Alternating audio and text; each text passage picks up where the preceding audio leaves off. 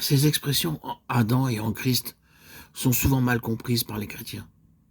Nous sommes tous nés en Adam et Romains 5, 12, 21 nous montre que nous sommes en Adam. Nous sommes constitués pécheurs, non pas à cause des péchés commis, mais tout simplement parce que nous sommes en Adam.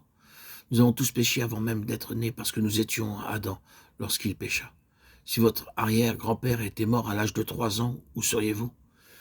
Vous seriez aussi mort en lui. Votre existence aurait donc été dépendante de la sienne. De même, nous sommes inclus dans le péché d'Adam. Et parce que nous sommes nés en Adam, nous avons ce qui est issu d'Adam, cette nature adamique, qui est une nature de pécheur. La question vitale est alors la suivante. Comment puis-je sortir d'Adam? Quitter cette position? Nous y sommes par naissance et c'est pourquoi nous ne pouvons en sortir que par la mort. C'est précisément à cette seule issue que Dieu a pourvu, car selon sa parole, nous tous qui avons été baptisés en Jésus-Christ, c'est en sa mort que nous avons été baptisés. Romains 6, 3. Être en Christ, c'est avoir été identifié avec lui dans sa mort et sa résurrection. La croix est la puissance de Dieu qui nous transfère d'Adam en Christ. Dans 1 Corinthiens 15, 45 et 47, le Seigneur Jésus-Christ est appelé de 2 manières différentes. Le dernier Adam et le second homme.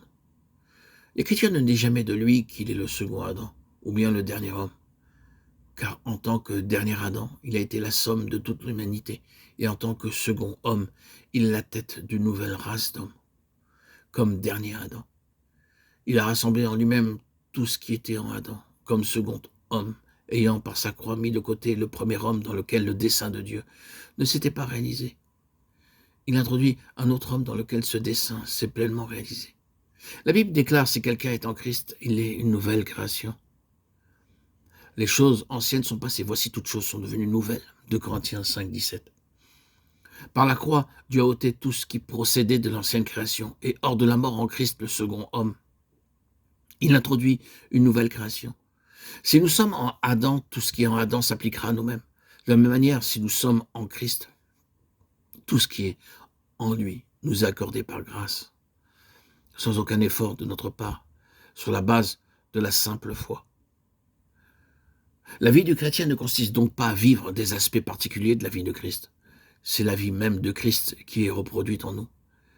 C'est par lui que vous êtes en Jésus-Christ, lequel par Dieu a été fait pour nous sagesse, justice et sanctification et rédemption. 1 Corinthiens 1, 30. La conception courante que l'on se fait de la sanctification, c'est que toutes les parties de notre vie doivent être saintes. Mais la sanctification, ce n'est pas cela. Cet aspect, c'est uniquement le fruit de la sanctification. La sanctification, c'est Christ. Lorsque nous sommes conscients de notre orgueil, nous pensons que l'humilité pourrait répondre à notre besoin. Cependant, la solution à l'orgueil, ce n'est pas l'humilité, c'est Christ. La réponse à chaque besoin.